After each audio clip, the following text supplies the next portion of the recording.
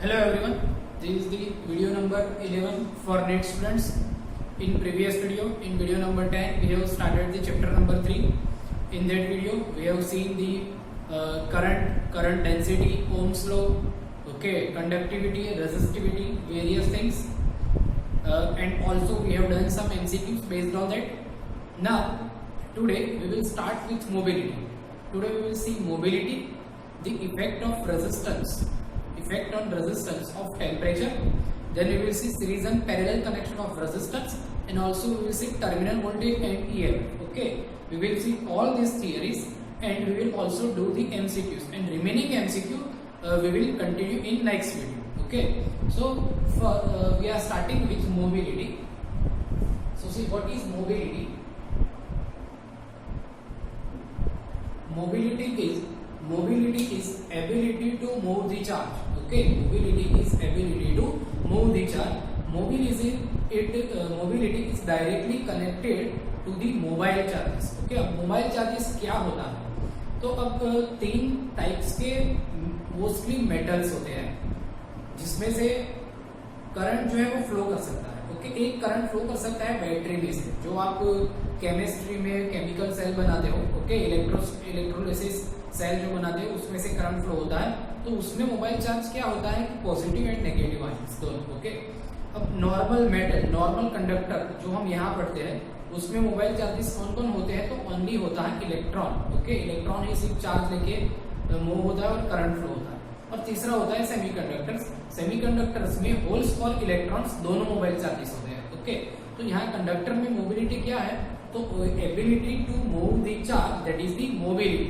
Mobility का meaning क्या होगा? फर्स्ट ऑफ ऑल मोबिलिटी को डिनोट करेंगे हम म्यू से. मोबिलिटी म्यू की फॉर्मूला होगी V by E. Okay, mobility mu की फॉर्मूला होगी वी बाई ई, मींस की drift velocity per unit electric field. Okay, mobility होता क्या है? तो drift velocity per unit electric field, this is the mobility. इससे आप इसका यूनिट निकाल सकते हो, डायमेंशन भी निकाल सकते हो. यूनिट क्या होगा? मीटर, वेलोसिटी का मीटर पर सेकेंड और इलेक्ट्रिक फील्ड का volt per metre. C, metre per second, electric field का volt per metre, that means metre square per volt second. Okay, remember one important thing, that is mobility is always positive. The value of mobility is always positive, it can't be negative. Okay, so this is the mobility. From mobility you can be asked the question from the formula on the mobility. Suppose you are given that in example, suppose you are given that this is one conductor, the number density of electron in the conductor is given, then its drift velocity is also given. Okay, then current flowing, its area is also given, and the electric field which is applied on its conductor is given. Suppose electric field applied is E, and E is also given, and we are asked to find out mobility and current flowing from this conductor. We are asked to find out the mobility and the current flowing from this conductor. So what you will do? First you will put the formula which is relating current and drift velocity. So which formula is relating current and drift velocity? That is the I is equals to NEAVD. Okay, so from this formula first you will find out the value of current. N is given, E is we know, A is also given. Okay, and VD is also given. And from another formula you can find out mu, that is the VD by E. Okay, so you can find out the mobility. Now another question, दूसरा question कैसे पूछा जा सकता है? देखो दूसरा question कैसे पूछा जा सकता है. तो अगेन एक कंडक्टर है,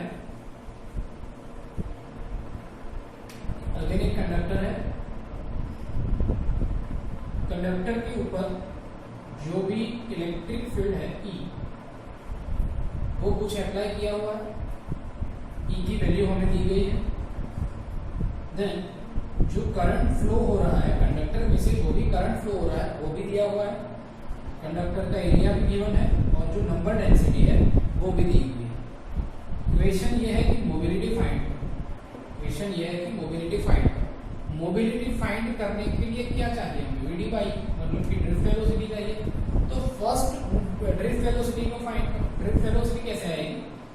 again I is equals to N E A V D, V D को सब्जेक्ट बना दो, पहले वी डी फाइंड कर लो, वी डी की जो वैल्यू है वो यहाँ पे रख दो, तो आप फाइंड कर सकते हो किसकी वैल्यू, मोबिलिटी म्यू की। ओके, सो ऐसे हम मोबिलिटी फाइंड कर सकते हैं और ऐसे सिंपल इक्वेशंस एमसीक्यूज आपको पूछे जा सकते हैं।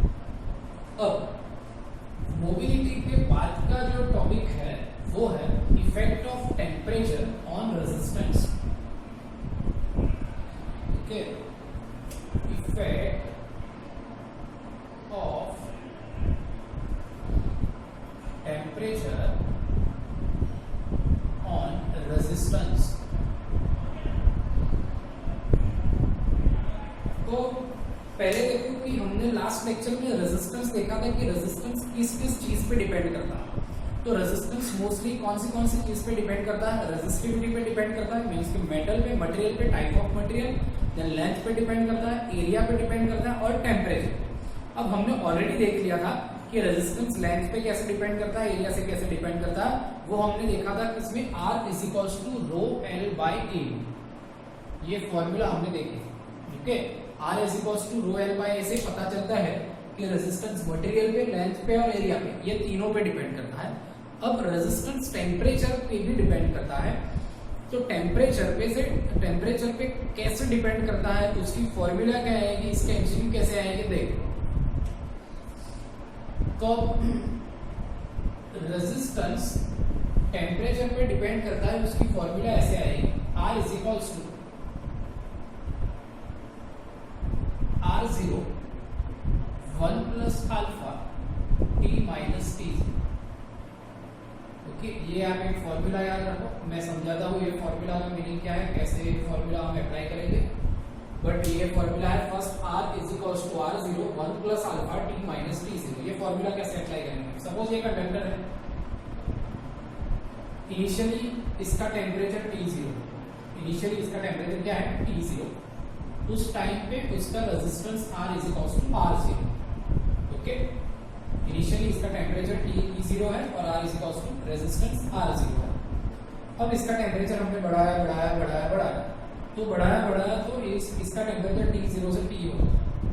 ओके, टेम्परेचर T0 से बढ़ के T हो गया तो उसका रेजिस्टेंस जो है, रेजिस्टेंस वो भी चेंज होगा और रेजिस्टेंस सपोज R0 से R होगा। तो पहली चीज जो एक्सपेरिमेंटल बेस्ड है वो ये है कि कंडक्टर, जो भी दुनिया के सारे कंडक्टर है, वो कंडक्टर का अगर टेम्परेचर इंक्रीज होता है तो उसका रेजिस्टेंस भी इंक्रीज होगा। ओके, अगेन अगर टेम्परेचर इंक्रीज होता है तो रेजिस्टेंस भी इंक्रीज होगा। तो ये टेम्परेचर इंक्रीज हुआ है तो रेजिस्टेंस भी जो भी इंक्रीज हुआ होगा वो रेजिस्टेंस में भी। ओके, तो ये कंडक्टर टेम्परेचर पहले T0, बाद में T, रेजिस्टेंस R0, बाद में R। और ये जो मटेरियल है, कंडक्टर है, उसका एक कांस्टेंट है अल्फा को हम बोलेंगे। तो ये R0 से रेजिस्टेंस R बढ़ गया तो R0, T और T0 ये सब क्या है आपको पता चलेगा। अब देखिए अल्फा क्या है, तो अल्फा जो है वो ये कंडक्टर का एक कांस्टेंट है। ओके, अल्फा जो है वो ये कंडक्टर का एक कांस्टेंट है। ये कांस्टेंट को हम बोलते हैं थर्मल और टेम्परेचर, जो भी बोलना हो बोल सकते हो। थर्मल और टेम्परेचर, थर्मल एक्सपांशन कोएफिशिएंट और simply thermal coefficient of conductor. Okay, ये अल्फा है और अल्फा का नाम है थर्मल कोएफिशिएंट ऑफ कंडक्टर और टेम्परेचर कोएफिशिएंट ऑफ कंडक्टर। तो ये सारी चीजें हो गई कि ये इक्वेशन में क्या है, R is equals to R0 1 plus alpha T minus T0, R final temperature R final resistance R0, initial resistance T final temperature T0, initial temperature and alpha तो कंडक्टर का कांस्टेंट है। ओके, अब हम देखेंगे कि ये फॉर्मूला कैसे use करेंगे हम, और ये फॉर्मूला के अलावा भी इसमें से ये पोर्शन में से आपको कैसे एमसीक्यू आ सकते हैं जो कि थियरी बेस्ड है। ओके, तो थियरी बेस्ड जो एमसीक्यू है वो कैसे है वो देख लो। कि मैंने आपको बोला कि जो भी कंडक्टर्स है हमारे पास, जो भी अवेलेबल कंडक्टर्स है, अगर उसका टेम्परेचर बढ़ा तो उसका रेजिस्टेंस भी बढ़ेगा ऑटोमेटिक। ओके, अगर उसका टेम्परेचर बढ़ा तो उसका रेजिस्टेंस भी बढ़ेगा तो एक चीज याद रखो for conductor, if temperature increases then resistance also increases and resistivity also increases. Okay, if temperature increases then it implies that resistance increases and resistivity also increases. ये कंडक्टर के लिए है, लेकिन सेमीकंडक्टर्स के लिए अगर कंडक्टर के बजाय अगर मटेरियल हमारे पास सेमीकंडक्टर है तो सेमीकंडक्टर में क्या होगा कि अगर टेम्परेचर बढ़ा तो रेजिस्टेंस डिक्रीज होगा। सेमीकंडक्टर के लिए टेम्परेचर बढ़ा तो रेजिस्टेंस डिक्रीज होगा और रेजिस्टिविटी भी डिक्रीज होगी। ओके, ये एक चीज खास याद रखना। और अगर ये दोनों का ग्राफ पूछे तो ग्राफ ऐसे आएगा, रेजिस्टिविटी और रेजिस्टेंस वर्सेस टेम्परेचर। ये इसका ग्राफ कैसे आएगा? पहले कंडक्टर के लिए टेम्परेचर बढ़ेगा तो रेजिस्टिविटी भी बढ़ेगी, तो सिंपल ये ऐसा ग्राफ आएगा। देखो टेम्परेचर बढ़ता है, रेजिस्टिविटी भी बढ़ती है। लेकिन सेमीकंडक्टर्स के लिए ये ग्राफ ऐसा आएगा, रो और रेजिस्टेंट टेम्परेचर। ये ग्राफ ऐसा आएगा कि अगर टेम्परेचर बढ़ता है तो ये रेजिस्टिविटी डिक्रीज होगी, तो ऐसा है। देखो यहां से टेम्परेचर तो बढ़ता है लेकिन रेजिस्टिविटी डिक्रीज हो रही है, तो ये सेमीकंडक्टर्स के लिए है ग्राफ। ओके, तो ये effect of temperature on resistance है। एक दूसरी भी एक छोटी चीज है, वो ये है कि अगर टेम्परेचर बढ़ता है और रेजिस्टेंस बढ़ता है तो करंट में भी तो चेंज आएगा, एक सीधी बात है।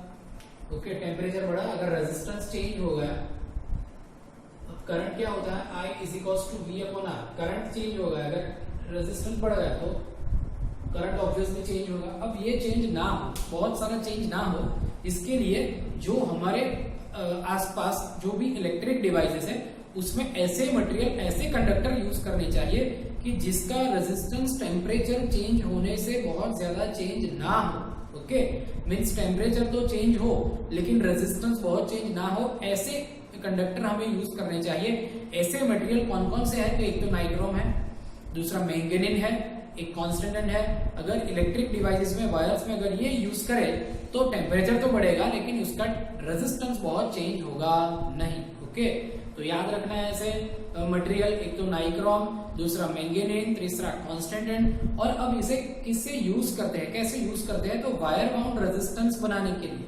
ओके, वायर बाउंड रेजिस्टेंस बनाने के लिए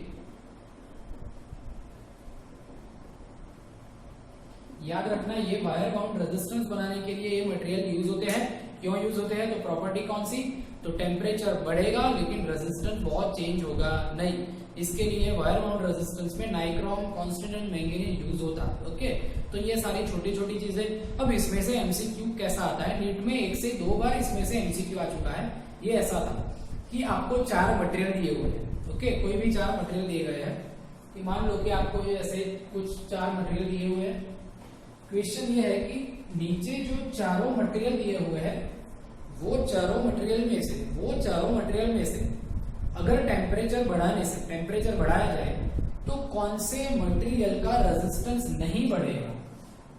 ओके, 4 मटेरियल, 1 2 3 और 4 मटेरियल। मैं मटेरियल का नाम लिखता हूं। सपोज एक है कॉपर, दूसरा है स्टील, तीसरा सिलिकॉन और चौथा है गोल्ड। ओके, ये चारों मटेरियल में से टेम्परेचर बढ़ाने से किसका रेजिस्टेंस बढ़ेगा नहीं, इंक्रीज नहीं होगा? तो आंसर आएगा सिलिकॉन। क्यों? क्योंकि सिलिकॉन है सेमीकंडक्टर। ओके, क्योंकि सिलिकॉन सेमीकंडक्टर है और सेमीकंडक्टर में क्या होता है? तो टेम्परेचर बढ़ने से रेजिस्टेंस बढ़ता नहीं है, रेजिस्टेंस डिक्रीज होता है। ओके, तो ऐसा एमसीक्यू आ चुका है। अब हम न्यूमेरिकल टाइप एमसीक्यू देखेंगे। न्यूमेरिकल टाइप एमसीक्यू में कैसे एमसीक्यू आता है तो देख लो।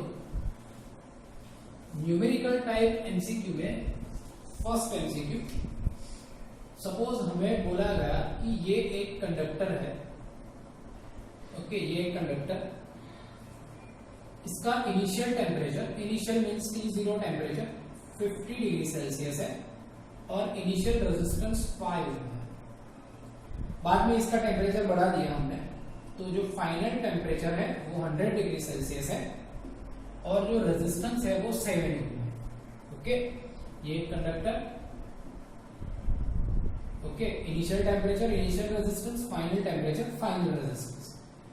क्वेश्चन में पूछा कि इसका थर्मल कोएफिशिएंट फाइंड करो। कैसे फाइंड करोगे?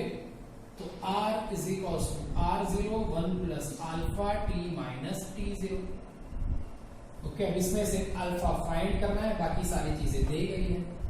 तो आप इसमें से अल्फा को सब्जेक्ट बना लो, सब्जेक्ट बनने से आपको आप फाइंड कर पाओगे। तो देखो R की value 7, R0 5, 1 plus alpha t minus T0। एक चीज याद रखना कि ऐसे इक्वेशन में, ऐसी फॉर्मूला में और फिजिक्स में जो भी आपको फॉर्मूला है और उसमें टेम्परेचर हो, तो उसमें टेम्परेचर हमेशा केल्विन में ही रखना है। ओके, टेम्परेचर कौन सी यूनिट में रखना है? केल्विन में। हाँ, लेकिन यहाँ पे तो सब्सट्रैक्शन है, टेम्परेचर का सब्सट्रैक्शन है।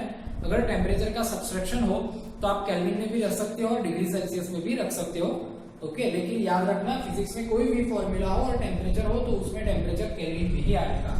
तो मैं डायरेक्ट टेम्परेचर डिफरेंस लिखता हूँ, इसका टेम्परेचर डिफरेंस आएगा 50 डिग्री सेल्सियस में भी 50 होगा, केल्विन में भी 50 होगा।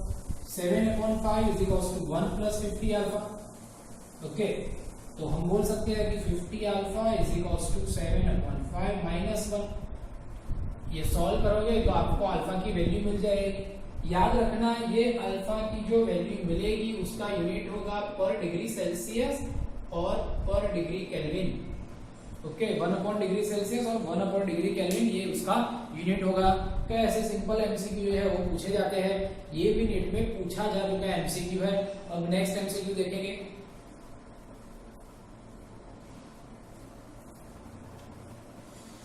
नेक्स्ट एमसीक्यू देखो कैसा है, किस तरह से आएगा।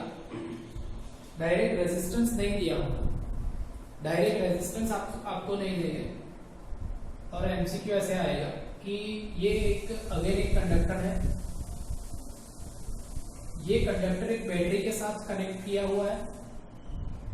मान लो बैटरी 10 वोल्ट की है, ये कंडक्टर में से मान लो करंट फ्लो हो रहा है 3 एम्पियर। ओके, और इसका टेम्परेचर है 30 डिग्री सेल्सियस। एक कंडक्टर जिसका टेम्परेचर 30 डिग्री सेल्सियस, बैटरी के साथ कनेक्ट किया तो करंट फ्लो रहा है। करंट जो फ्लो रहा है वो क्या है? 3 एम्पियर। अब ये कंडक्टर जो इलेक्ट्रिक अप्लायंसेस है उसमें से करंट फ्लो हो रहा है, तो इसका टेम्परेचर बढ़ेगा। इसका टेम्परेचर बढ़ेगा तो इसका रेजिस्टेंस भी बढ़ेगा, और इसका रेजिस्टेंस बढ़ेगा तो करंट डिक्रीज होगा। ओके, तो वो करंट डिक्रीज होगा तो बाद में जब इसका टेम्परेचर मान लो 100 डिग्री सेल्सियस हो जाए, पहले 30 डिग्री सेल्सियस का टेम्परेचर, मान लो कि अब 100 डिग्री सेल्सियस हो गया टेम्परेचर। अगेन बैटरी के साथ तो कनेक्टेड ही है, बैटरी है 10 वोल्ट की। अब ये जो करंट अब फ्लो हो रहा है वो सपोज 2.5 एम्पियर हो रहा है। पहले जो करंट फ्लो होता था वो 3 एम्पियर था, अब जो करंट फ्लो हो रहा है वो 2.5 एम्पियर है। बैटरी तो सेम है। ये कंडीशन 1, ये कंडीशन 2। क्वेश्चन अगेन यही है कि अल्फा फाइंड करो, जो थर्मल कोएफिशिएंट है ये कंडक्टर का वो फाइंड करो। अब थर्मल कोएफिशिएंट फाइंड करना है तो हमें तो यही इक्वेशन मालूम है, R is equals to R0 1 plus alpha t minus T0। Okay, तो थर्मल कोएफिशिएंट अल्फा फाइंड करने के लिए हमें चाहिए R और R0 की वैल्यू, मींस जो इनिशियल रेजिस्टेंस है वो और जो फाइनल रेजिस्टेंस है वो दोनों चाहिए। तो पहले इनिशियल रेजिस्टेंस R0 की वैल्यू फाइंड करनी है, तो R क्या आएगा? R is equals to V upon I0। V की वैल्यू 10 और I0 इनिशियल करंट क्या है? 3। तो पहले आपको इनिशियल रेजिस्टेंस मिल जाएगा, फिर बाद में सेकेंड जो रेजिस्टेंस है वो फाइंड कर लो। तो R is equals to V upon I। V की वैल्यू क्या आएगी? 10 और I की वैल्यू बाद में क्या आएगी? 2.5। तो ये सेकेंड रेजिस्टेंस हो गया। ओके, ये R0 और R की वैल्यू यहाँ पे रख दो। T और T0 दोनों तो है ही। ओके, T0 है 30 डिग्री सेल्सियस और T है 100 डिग्री सेल्सियस। अल्फा की वैल्यू मिल जाएगी आपको। तो यहाँ पे डायरेक्ट रेजिस्टेंस नहीं दिया हुआ था, करंट दिया हुआ था, और करंट के बेसिस पे भी हमने अल्फा की वैल्यू फाइंड की। तो ऐसे एमसीक्यू आपको पूछे जा सकते हैं। अब हम देखेंगे नेक्स्ट टॉपिक।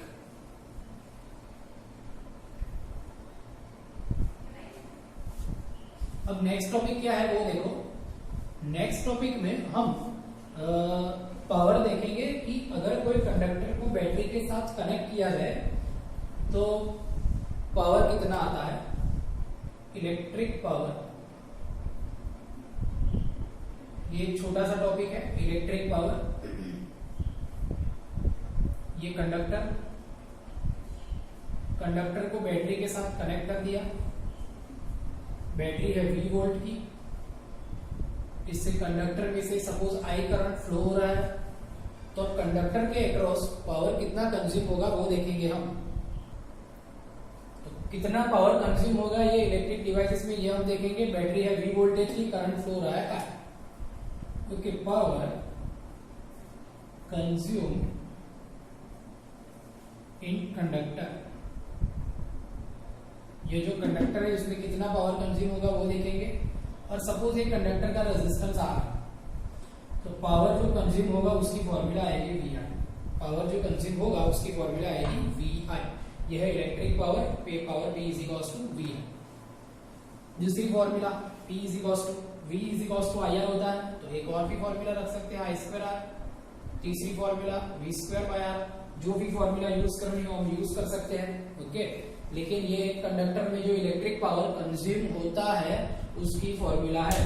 कंडीशन याद रखना, कंडीशन क्या है कि ये कंडक्टर है जिसका रेजिस्टेंस R है, कंडक्टर को V बैटरी के साथ कनेक्ट कर दिया, उसमें से सपोज करंट फ्लो हो रहा है I, तो पावर कितना कंज्यूम होगा, power is equals to V I. Okay, और ये है उसकी दूसरी सब फॉर्मूला। सपोज इसमें से अब कैसे एमसीक्यू आ सकता है, बहुत इजी एमसीक्यू कि ये एक बल्ब है, बल्ब कनेक्टेड बैटरी के साथ। ओके, बैटरी जो है वो 10 वोल्ट की, बैटरी जो है वो 10 वोल्ट की, और इसमें जो बल्ब है उसका रेटिंग दिया हुआ है। ओके, बल्ब का जो बल्ब है उसका रेटिंग दिया हुआ है। पावर में सपोज उसका रेटिंग है 150 वाट। पावर में उसका रेटिंग क्या है, सपोज 150 वाट। ओके, और ये इसको 10 वोल्ट की बैटरी मत लो, इसको 20 वोल्ट की बैटरी लो कि जो कि बहुत बड़ी बैटरी है, और उसका रेटिंग ये है कि 30 वोल्ट और 150 वाट। ओके, 50 वाट ले लो, कैलकुलेशन इजी होगी। ये जो बल्ब है इसका रेटिंग है 50 वोल्ट 150 वाट। इसका रेटिंग का मीनिंग ये होगा कि अगर ये बल्ब को हम 50 वोल्ट की बैटरी के साथ कनेक्ट कर दें, ये बल्ब को अगर हम 50 वोल्ट की बैटरी के साथ कनेक्ट कर दें तो वो 150 वाट का पावर कंज्यूम करेगा। जो रेटिंग दी होती है कोई भी इलेक्ट्रिक डिवाइस के ऊपर, उसका ये मीनिंग होता है। सपोज ये बल्ब का रेटिंग है 50 वोल्ट 150 वाट, इसका मीनिंग ये होता है कि अगर ये बल्ब को 50 वोल्ट की बैटरी के साथ कनेक्ट कर दे तो ये बल्ब 150 वाट का पावर कंज्यूम करेगा। अब क्वेश्चन है कि इसका रेजिस्टेंस फाइंड करो, क्वेश्चन है कि इसका रेजिस्टेंस फाइंड करो। फॉर्मूला रख दो P is equals to V square by R। Okay, formula रख दो P is equals to V square by R। P 150, V 50, you can find out दिया। ओके, तो ऐसे एमसीक्यू आ सकते हैं। तो ये है power consume. Okay, thank you, I hope ये सब आपको पता चला होगा।